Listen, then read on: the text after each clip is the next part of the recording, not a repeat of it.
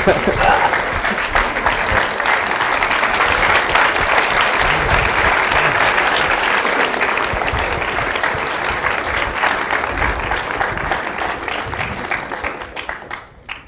does it feel knowing that from now on, whatever you do, wherever you go, you are going to be introduced as the Academy Award nominated actor Michael Shannon? It takes such a long time to say. Yeah, it's pretty neat. I mean, it's a lot of, in some ways, a little bit of pressure. I mean, before that, you were able to surprise people. They're like, oh, who's that guy? I never heard of that guy. And I was like, well, he better be good. Well, I was lucky enough to be in that room when they announced nominations, and I heard two people that I believe we both know that just shrieked. I think the whole world heard them on TV. So there were a lot of people that were rooting for you. But where were you that morning? Were you watching, or were you aware that this was coming? I was at the Sundance Film Festival. I had a couple of films there, and I was pretty certain that I wasn't going to get nominated, so I made the mistake of going to a midnight screening the night before. And I was up till about 3 in the morning. And I was laying in bed, and at 6:30, my phone started doing things I didn't even know it could do. I thought it was gonna be like a transformer or something, turn into a little man just started attacking me. But and I was like, what is, you were nominated. And I spent about the next 12 hours on the phone. It did that thing where it got really hot, and so I put it on speakerphone, like set it over there. And thanks for calling. Appreciate it. I'm just scared. Well, you're in some pretty terrific company. You got Josh Brolin from Milk, Robert Downey Jr. from Tropic Thunder, Philip Seymour Hoffman from Doubt, and of course Heath Ledger from The Dark Knight. What do you know, it's a pretty impressive group. Yeah, it's interesting. I actually, after I shot Revolutionary Road, I did a play in New York off Broadway that Phil directed. So it's a little weird being in this same category with someone who's kind of an authority figure, you know, who's bossing me around, telling me what to do. And I'm like, see? You can't tell me what to do. And then I admire all of their performances a great deal. I actually am particularly fond of Robert Downey Jr. in Tropic Thunder. I thought that was one of the funniest things I ever saw. So. Well, I want to ask you, of course, about Revolutionary Road first, which is kind of a unique piece of material, and I wonder how it first came to your attention. I believe that, I believe you'd read it before. Yeah, I received this book as a gift from my girlfriend. It was the first gift she ever gave me. I thought, it's a great book. It's a great book, honey. I don't know how are you trying to tell me something? Is this all pointless? But I read the book, and then like about a year later, I was just thumbing through the newspaper, and I saw in the arts, oh, thank you, I saw in the arts column that they were going to make a movie out of it. And I called up my representation. I said, I've got to, I didn't even know this was happening. I've got to get in. I don't care what part, or I'll be on the crew. I don't care. I just really loved the book and wanted to be involved. And then I went in and auditioned for John, and it was a pretty classic, audition scenario. And met Sam, and he offered me the part, and yeah. Well, I have to ask you about that audition, because I understand that it wasn't your typical audition. What scene did you have to perform? Well, we did the first time that I come by, and I guess the casting director, Debbie Zane, out in Hollywood, she was reading opposite. She was reading all the other parts, but mostly my mom, played by Kathy Bates. I don't know. She says, you know, there's a point in that scene where I tell her to shut up, and she said she'd never been felt so demoralized reading with an actor in an audition that I really hurt her feelings, which I guess is a compliment. But I just hope she doesn't hold it against me in the future. Well, and now you get this part, you know, having read the book, that it's a really colorful part. Were your peers, your friends in the acting community, you know, what was their reaction? Were they I kept running into people that, because I live in New York City, and a lot of my friends were familiar with the book, and a lot of them are actors, and they say, "Oh, you got John. Yeah, that's just a really good part, isn't it?" I'm like, "Yeah, I'm pretty excited." I mean, that's kind of like the best part, isn't it?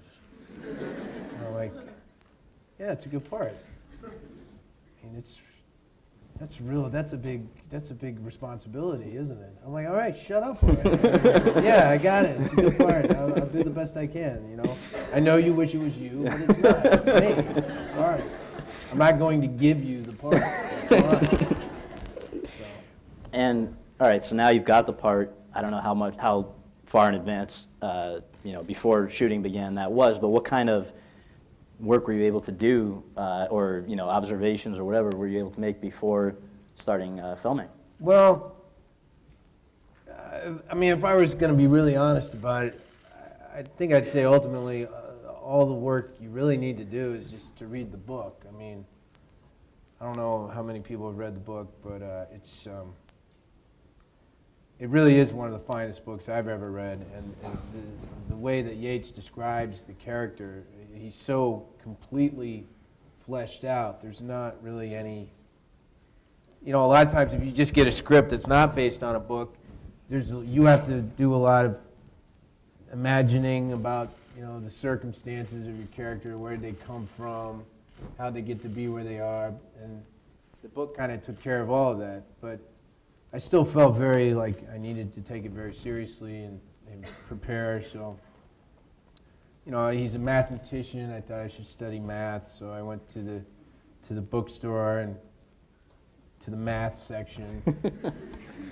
And all the books have very seductive titles in the math section. I mean, they have to, otherwise, you know, there wouldn't be a math section. But you know, they're like The Secret of the Primes, or, you know, the mystery of the, you know, the equation of this, algorithms, and so, and they all have very sexy illustrations on the cover. So I was like, oh, this is going to be great. So I bought like the whole shelf of them, a little section, and then I went home. I don't think I made it past page 5 of any of them. I mean, they're very, for me anyway, they were pretty indecipherable. And then I thought, well, I should study electroshock treatments. I had already read a little bit about them, actually. And kind of the problem with that is people have such different reactions. There's such a wide spectrum of reactions that you can have to electroshock treatments. So that wasn't really too beneficial. So I basically showed up the first day of shooting feeling completely unprepared and like I didn't know what I was doing. But we rehearsed it once that morning, and it just kind of fell into place. A lot of it was very much just about when I put that suit on and they slicked my hair down, they put all that crap on my teeth, and I looked in the mirror, I was like, oh yeah, there he is, you know. It was kind of from the outside in a little bit, and also just getting to play with all these wonderful actors and getting Sam, knowing that Sam ultimately was going to guide me there. So, yeah. I read that one thing that was particularly helpful from the book was this description. He's like almost like a deranged Will Rogers. Will Rogers, yeah. I guess I left that out. Yeah, I went on.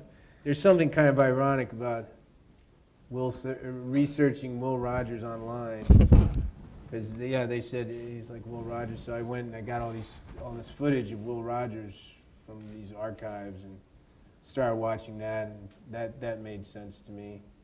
But yeah, it was really, you know, they're group scenes, and the energy of the scenes is kind of created by the group of people. You know, it's not just if it was just a shot of me like nattering on, and you never saw what anybody else was doing, it probably wouldn't maintain your interest. So. Well, I mean, from the book, we know certain facts about John. We know that he's an only child, I believe. He's had this breakdown. He's had these, I think, 30 shock treatments. He's just shy of 30. And Actually, I haven't seen it in a while. Yeah, the number is up in the high 20s. Well, and now he's come out back to live with the parents. Did you feel it was beneficial to create any sort of a backstory to fill in gaps or anything, or did you just work with what you're provided in the book and the script? Well, I would have gone home to my parents, but neither one of them would let me. I said, Mom, I have to do some research for a movie. Would it be okay if I came home and attacked you with a coffee table? Like, no, that's good luck with that. No, it's I guess, you know, there were things about it that just kind of intrinsically made sense to me. I had a friend when I was growing up that I imagine had a childhood similar to John's. He was an only child of a very intellectual family, and I would go over to play at his house, and it was like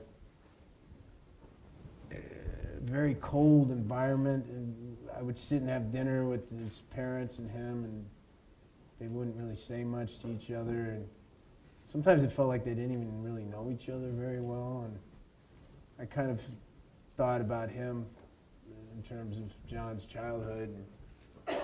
But yeah, like I said, a lot of it's just in the book, you know. Any time I felt like, oh, I'm not quite sure what to do, I could just go back and look at the book. Yeah. Well, I guess one of the most interesting things about him in both the book and the film is that he's not, you know, if you make assumptions about people, you would assume he's not totally with it, seems that. But at the same time, he's the only one that seems to actually call things correctly. You know, he'll call it as he sees it, and he happens to say what nobody else is willing or able to recognize about these characters. Is that because he's the only one that gets it, or is it because as part of that era, nobody's, you know, willing to just say what is pretty obvious? Well, I think the main reason that John behaves the way he behaves and says what he says is that he's not trying to maintain any sort of life for himself. I mean, the thing that's important to remember about Frank, regardless of how you feel about the guy, if you think he's a dolt or a coward or whatever, is that he is trying to maintain his family and a home. And, you know, John can't take care of himself. I mean, he can sit all day and point out everybody's deficiencies, but, you know, at the end of the day, Frank and April are in their living room, and the Givings go back to their house, and John goes and sits in a cell somewhere and stares out the window, you know. And I think John's a person that's easily admired from a distance, but if he was like here right now, I don't think anybody would really want to talk to him. You can admire him. He's like an animal in a zoo or something. It's like, ooh, that's exciting. For a few minutes at a time. You don't want to be in the cage with him, you know. Well, I think it's definitely a movie that leaves you. I wish people had a little more time to digest it before we spoke, but this is the nature of it, because it really does leave you thinking about certain questions. And I guess, in your opinion, what ultimately is it about? And what is John's role in this story? There's a reason that he's there, that he was written into the story. And, you know, in your opinion, what is his well, I think purpose? I think the story is hard to boil down to just one thing, but I think like most great stories, it shares a theme of intimacy amongst human beings. I mean, I think that's one of the questions, is how close are people really able to get to one another, and how much do we actually share of ourselves, and can people, for example, be in love with one another and still maintain their own identities and still pursue their own dreams. You know, I think the tragedy of the story is, and not everybody agrees with this, but the way I see it is that Frank and April actually really do love one another. And I've been in certain discussions where people say, well, why didn't they just get a divorce? Or why didn't they just split up or something? And I don't think they could have. I think they really loved each other, and they really kind of needed each other. And yet, at the same time, they were destroying one another. Or not necessarily they were destroying one another, but the idea of them being together and the circumstances, the only way that they could exist together was in this environment that was basically kind of a slow, protruded death sentence, you know. And John is also very interested in human intimacy, because the main thing he's doing, while on the surface it may seem like he's being combative or insulting, or he's really looking at people and saying, I know what you're going through. I can see what you're going through. I'm in pain too, and isn't it great we could just sit here and be honest with each other, and isn't that ultimately what we're all so desperate for? But that's the conundrum, is can honesty exist? Can you be completely honest with the person you love without destroying the relationship that you have with one another? And you know, so I think John exists. His scenes are like bookends for this, because this is not a plot-driven story. The closest thing it has is this decision of whether to move to Paris or not. Right. And when they make the decision initially, John's there to celebrate with them and endorse their decision and support them. And then when the decision gets reversed, he's there to punish and kind of castigate them for that. Sort of like, it seems like he's almost thrilled that they can have the freedom that he almost wants, that he kind of wants, and then when they cower out of it. Yeah, because he's a romantic, you know. John's a romantic guy, I think, at the heart of it. At about 8 minutes, I think, of screen time, 2 big scenes. This is one of the shorter performances that are, you know, has gotten proper attention. It's a great performance. I actually saw, if it makes, you know, if anytime somebody throws that stat at you, you could say there was somebody for 2.5 minutes who got nominated in 59. I couldn't believe that, but there was, but I guess what Philip Seymour Hoffman, I just read a quote, what he had said recently was that even when he couldn't get work, when he was just starting, he said that he still would not take a role unless he felt that it was something that A, was essential to the story, and B, advanced the plot in some way. There has to be, you know, what's the point if it's not essential? John is obviously essential. He's sort of calling... It's like a catapult in a way, yeah. Because there's no one else that's really willing to talk about what's actually going on before he shows up. I mean, it's not like they're alone. They're surrounded by people, but it's just nobody cares to engage in the dialogue that they ultimately need to have. So is that sort of, I guess, you know, some of our audience members will remember, I guess that's the era? Is that a product of the era? I guess it's before your time, before my time, but I think people seem to sweep it under the rug. A lot of stuff. Yeah, you know, it's kind of like this cycle, I guess.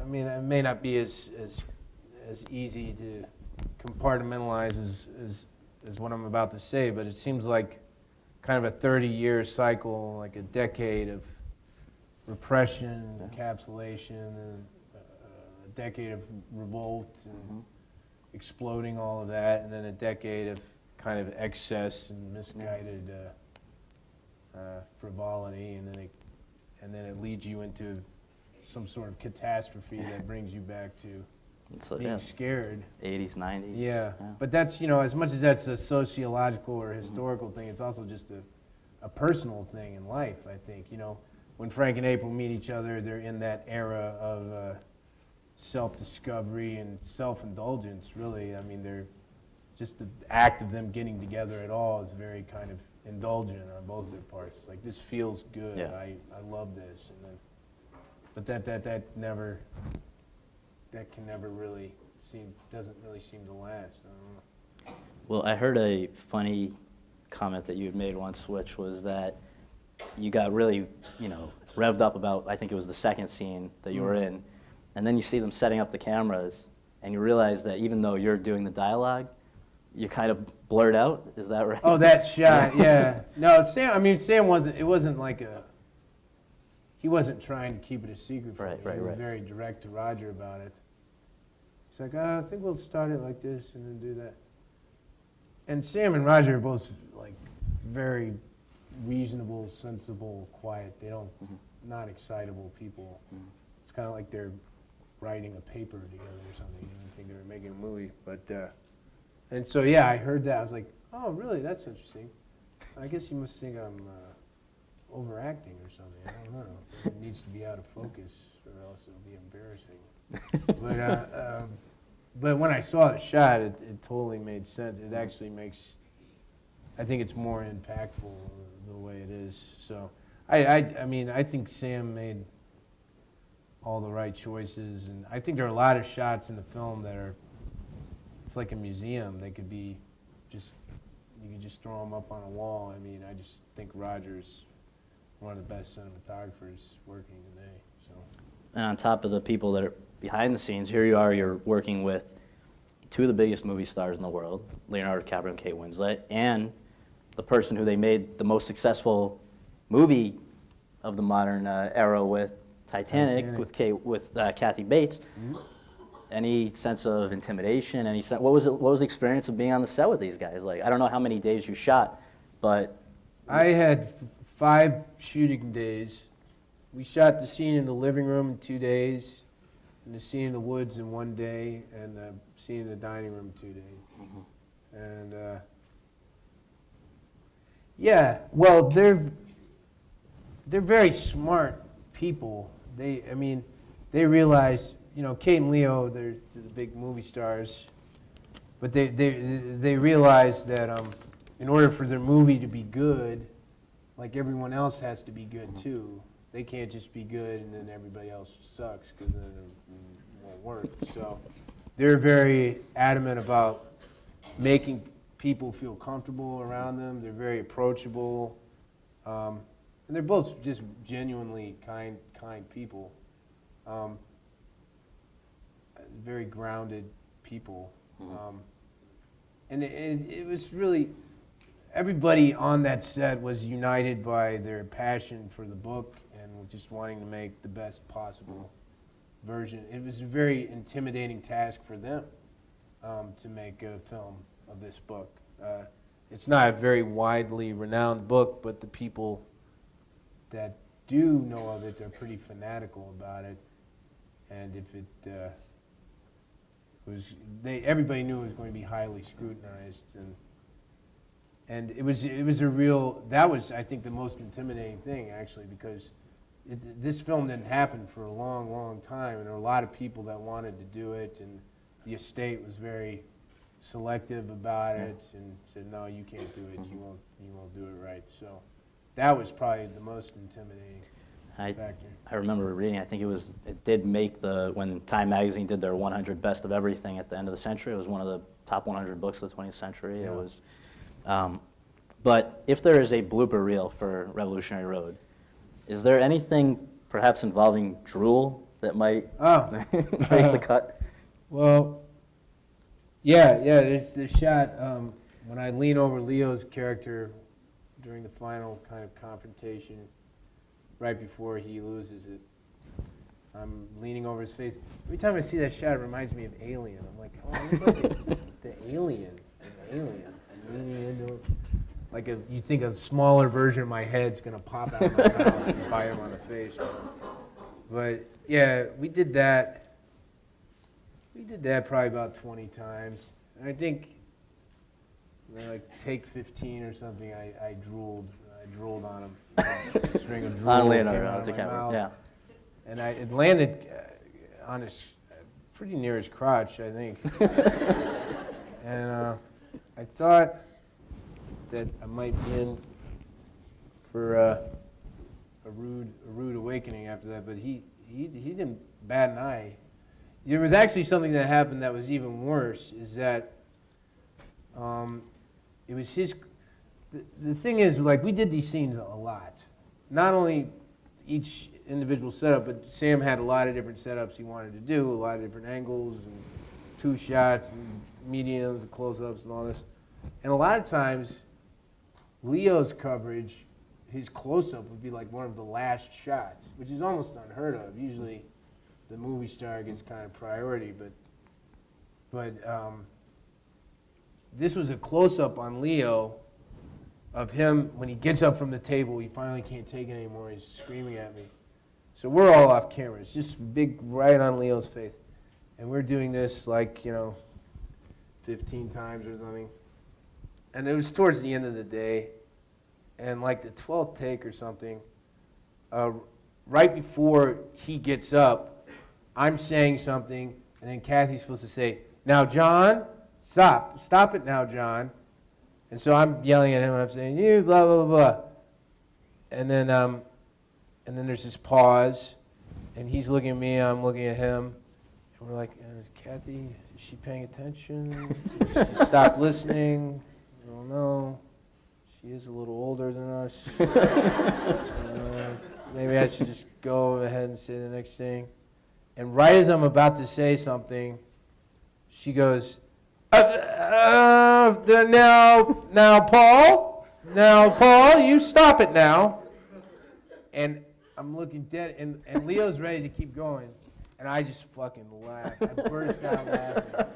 I just hysterically, I laughed right in his face. And this was on his close-up. Like, I wasn't even on camera. I was like, I'm going to be taken out in the yard and, like, shot. I mean, I would not have blamed him if after the take he was like, "Mike, what the fuck? What the fuck? I've done all your off-camera stuff. I've been here all freaking day. It's finally my close-up. It's very, what the, And everything stopped, and it was quiet. Just me standing there laughing like a moron. And then Sam eventually said, "Cut." And then Sam walked in, and he was like, "Well, Kathy, were you going to say, you're going to say Ringo next?" Going through the Beatles. And then we all had a little chuckle. And Leo didn't say a word about it. And we finally got the take that Sam wanted. And then we took a little break, and I went up to Leo, and I was like, "Leo, I'm so sorry. That was so unprofessional." He's like, "Don't worry, man. It's fine." I mean, I swear to God, you would never know the guy was a movie star. He was like a guy. What did he say when you? I think you were concerned that he was mad at you for the drooling. Did you approach him? Was he mad about the drooling? He didn't know. I don't think he knew about the drooling. But I don't think he paid attention. Well, I mean, this is an aside, but I don't know if you heard that. I heard somebody come up to me afterwards, and they said, this movie shows what it would have been like if Kate and Leo had both survived the Titanic and had to live together for the next 20 years. Yes. The agony and the ecstasy. Yeah. But, all right, one last thing before I throw it open to other questions. But the ending is very interesting to me, and I think to a lot of people, because you say to yourself, on the one hand, if she didn't mean to do it, if she didn't mean to take her own life in the process of aborting the child, then why did she call 911? Why was she not, if she didn't mean to do it, why did she call 911? Why did she, I'm sorry, I'm confusing myself. I'll help you out. No, because the argument is, why is she nice to him the morning of it? Why does she call to say goodbye to the kids? Right. And then on the other side. This is the thing. Well, if you really, I think I know where you're You know what I'm saying? Like, there's a case for each side, so I don't know. Right. Here's the thing, and this is what I love about this sequence in the story and in the movie, is I think that a lot of times in storytelling, and for good reason, you think, well, a character makes a decision, and this is what they're going to do, and this is good storytelling, and they go do it. But I think the reality of the situation like when people ask me, was she trying to kill herself or was she not trying to kill herself? What was she trying to do? I think in the course of that day, she probably tried to do a number of different things. She probably wanted to kill herself and then didn't want to kill herself. She probably started the abortion and wanted to stop it. She probably wanted to say goodbye to her kids, but then 5 minutes later she's like, no, I'm going to go get them. Because that's how life is. You know, it's life. You know, I've had the misfortune of knowing people that have endured this kind of predicament, and it doesn't, it goes all over the place. It's a huge, every decision she's making is a huge decision, and she's probably changing her mind constantly. And I think, and probably, ultimately, like most people, probably winds up regretting everything she's done. I don't think she's standing there in the window with the blood coming down her legs thinking like she just climbed Mount Everest or something. I think she's probably staring out the window thinking, who the hell am I? What did I just do? Am I going to be okay, or am I going to hell? Or, oh, wait a second, I really do love my family. Oh, it's a little too late now. You know, that's how people are, you know, I think, you know. Well, I heard one person, actually Professor Klegian, who we were just talking with, said that she thought perhaps it's because April, this whole, you know, frustration with life was that she kind of wanted to be a man, you know, she wasn't looking to have a sex change, but she was frustrated that what the limitations of society on somebody like her who was as ambitious as she was, you know, as an actress, and then wanting to be the breadwinner, going to France, and wanting to do all these things which society just kind of wouldn't allow. But I don't know. I think it's even beyond sex. I think it's like most people, what she wanted to do was to have control over her life. Mm-hmm. You know, it's not like Frank is more empowered than April is. It's not like Frank is enjoying his existence more than April is because he's a man. You know, it's just, it's like, are you able to live the life the way you want to live it, or do you even know what you want? Mm-hmm. Do you know? I think it exists on many different levels. Yeah. No, that's very interesting. Well, let's definitely take some from the floor. I'm sure there are plenty of thoughts about the movie. Does anybody have anything they'd like to ask? And we have microphones, I think, that can be brought around. No questions? I think there might be a little shocked by, a little stunned into silence. But, well, okay. I think there's a microphone coming. That's all right. If you yell it.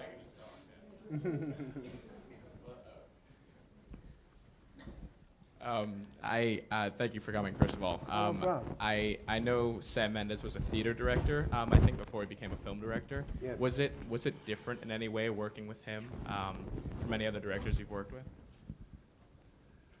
Yeah. Well, I think the scenes are very, particularly the scenes that have 5 characters in them are very theatrical, and they require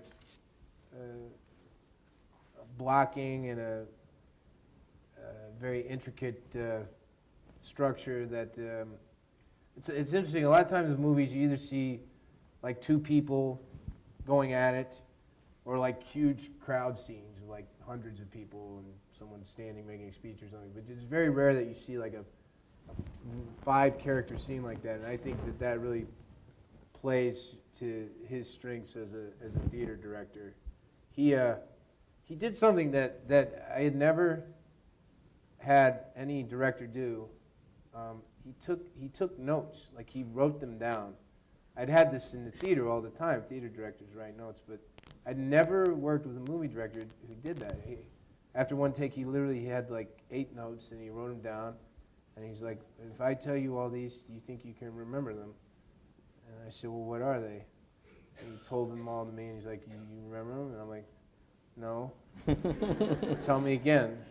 And so he told me again. I was like, all right. And they ranged from everything from like, you know, when you say this, look at the vase, and remember that the underlying theme of your character, it was like all kinds of different, I was like, what the hell? How does your mind work? I mean, this is insane. But it was refreshing to see someone paying that much attention. I'd worked with some other established film directors that like to do lots of takes, because Sam did like to do lots of takes. And I'd worked with other very established film directors that would do lots of takes, and they wouldn't really say anything between them. They'd just be like, let's do it again. I'm like, because, nah, just do it again. What's the rush? We don't got anywhere to go. But he would never do another take without saying something meaningful and intelligent about the scene, which I think is also a sign of his theater background. I did a bad thing, but I neglected to mention that, you're so accomplished on the stage. I should have, Oh. with well, no, seriously, this is his, I think, you're probably best known for your stage work prior to Revolutionary Road, right? I mean, Yeah, it's kind of two different worlds. There's like people who come up and say, oh, I saw you in a play here, and then there's the people who go, yo, you were in 8 Mile! Everything in between. or your You were in the trunk in Bad Boys 2!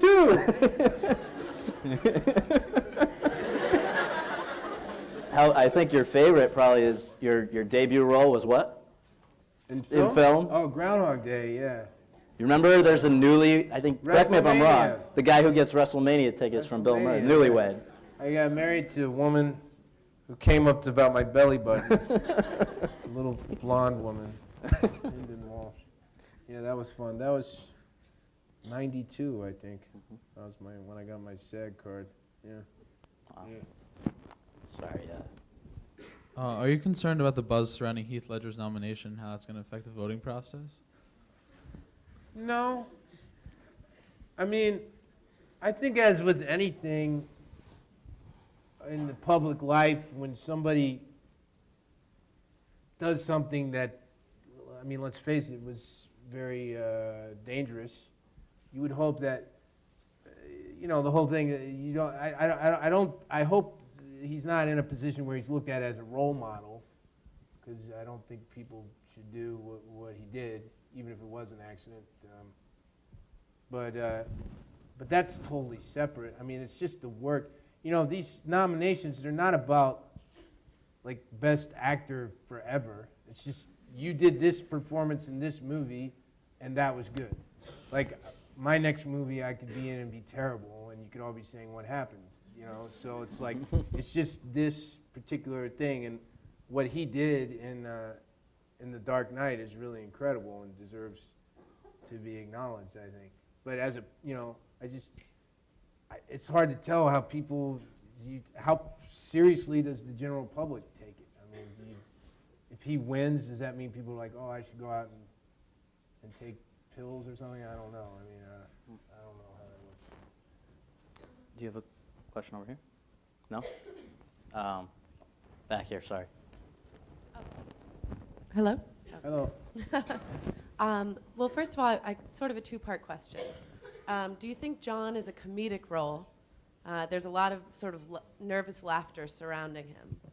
And if not, what is it, do you think, that makes people react in that way to his character? What is it? Is it discomfort?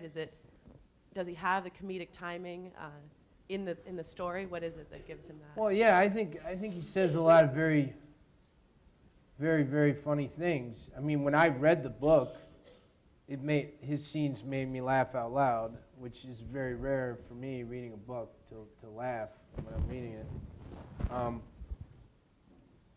So I do think, and I think it serves. I think it's good to give people the opportunity to laugh during this story. Although I think there are other funny characters in the film. I think the character Dylan Baker plays is hysterical, and The coworker of yeah, Leo, yeah. and then the big boss J.O. Sanders plays when he bites down on that fork. How about your I think dad? there's a lot of humor, and I think I think every character in the story has at least one humorous moment in the film. But I think the reason that maybe John gets a lot of the laughing and stuff is because the tension is so high.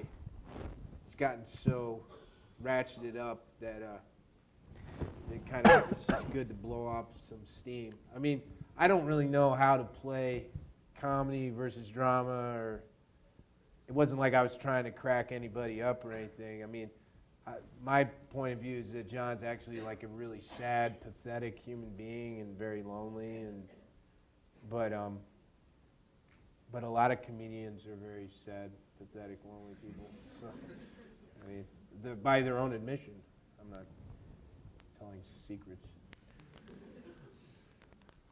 Do we have, I think, here we go. Whoever has the microphone, sorry. So I just wanted to know, with your background in stage, it strikes me that this is a sort of movie that really, even though it takes place in different settings, it really could have been done all on one set. It's a really good stage movie, and a lot of great movies, Rear Window or Dial M for Murder, those are really great. They pretty much take place in one room. So I guess I was wondering, I don't know if this has been performed on the stage before, but do you think this is the sort of movie that, would translate well, and would you have any interest in performing it on the stage with your background? I don't know. I don't know if I would go back to the stage to perform it. I mean, the thing about a movie is it's like it's always there. You can go to the store and go on Netflix and rent it, so it's kind of hard to justify saying, oh, I should do it on stage too, because the artifact is there that you can watch, which is the film, But I can see your point. I do think seeing some of the other locations is important. As much of it takes place in the house, I think seeing Manhattan is important. I love the scenes when they go dancing at that bar, that cheesy bar, But it is interesting actually, because Sam cut out a lot of the stuff that didn't happen in the house, and he really narrowed those scenes down quite a bit. And there is, I think, a version of it that you could do that actually never left the house that would be interesting. But I don't know if I would be interested in doing it. But I think there was another question over here. Hello. hi. I was just wondering what you meant. There is this one line that you say to Kate's character. The only way you must be pretty bad to him, because the only way he can feel like a man is if he Get can you make pregnant. you pregnant. Yeah. Like what exactly does that mean? Because Well, what did you think that meant? Yeah, thanks. I think I don't think actually that is necessarily a completely accurate statement that John makes. I think it's an incendiary statement. I mean, at this point, it's interesting because everybody's like, oh, well, John's the only one that tells the truth. John's the truth teller. But there are things I think that John says that are meant to get a rise out of people. And I think it's a gross oversimplification of the relationship. Because the bottom line is John doesn't really understand. John doesn't have a girlfriend. And John's never been married. And so he doesn't really know what he's talking about. But he's certainly willing to talk like he does and act like he does. I mean, I think he's actually he's using a stereotype as a weapon, and pretty effectively. But that is a very astute observation on your part, because I don't think it's necessarily. I think their relationship is more complicated than that. Yeah, but he knows if he says that. The one thing John knows is that if he says that, it's the most hurtful thing he could say to both of them. It's something he could say and make both of them incredibly upset. And so that's why he said it. I think we have time for one last question. Here we go. Mr. Shannon, I read a little bit about you. You have 4 films, independent films, coming out this year in production, including one with Mickey York. I was wondering if you could tell us something about what's coming when up. I was in Sundance, I was promoting a film called The Missing Person, which I'm actually really excited about. We don't have distribution yet. Strand releasing is kind of floating around. It's hard because Berlin's going on right now, so a lot of the distributors are distracted by that. But yeah, it's The Missing Person. It's a modern noir. I play a detective, but it's also kind of a reflection on 9/11. I think it's a very unique script. I don't want to say too much about it, but yeah, it's kind of a noir thing if you get to see it. I have a cameo in this film called The Greatest with Susan Sarandon and Pierce Brosnan, and actually some really fantastic young actors that I think are going to be real big time. Carey Mulligan and this kid Johnny Simmons is amazing. But that deals with a car accident that I don't want to give away too much of the plot, but the inciting incident is a car accident in which I'm one of the drivers, and I kill Susan and Pierce's son in this auto accident. And see, what else are you talking about? 13, which is a remake of a European film called 13 Zametti. The original was in black and white. This one's going to be in color. But it's the same director named Gela Bablani. He's Georgian, very intense director, and that's a thriller. It's a very nasty movie about a gambling game involving Russian roulette. And what's the fourth one? Herzog. Oh, Herzog. Yeah. Well, I guess I haven't shot that one. I haven't shot all of that one yet. But yeah, I'm making a movie with Werner Herzog called My Son, What Have You Done? Which is Werner's, it's not a biopic, but it's inspired by the story of a man in Southern California who was performing Orestes in the Oresteia and actually wound up killing his mother, like Orestes does. I don't know. But Werner's like, it's not about him. It's inspired by him, but I'm doing other things too. It's very complicated. So, and I think that's. And then I'm going to be doing a TV show on HBO. Well, we're doing a pilot called Boardwalk Empire, which is set in Atlantic City at the beginning of Prohibition. And Scorsese's directing the pilot. And it's going to have Steve Buscemi is the main character on there, but a lot of really good New York actors in it. And yeah, That's I think awesome. that's everything. Yeah. Well, thank you so much for coming No here. problem. Appreciate it. Thank you. Thanks, I really appreciate it. No problem.